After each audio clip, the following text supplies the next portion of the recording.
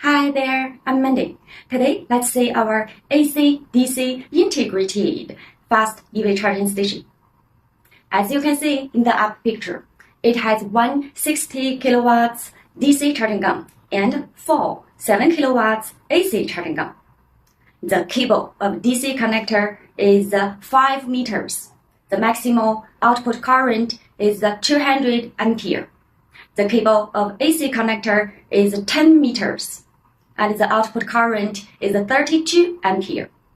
The output voltage is 200 to 1000 watts. It combines with a 7-inch LCD colored screen and a camera.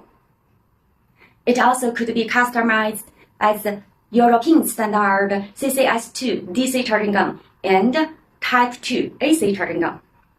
If you have any interest, feel free to contact. Bye.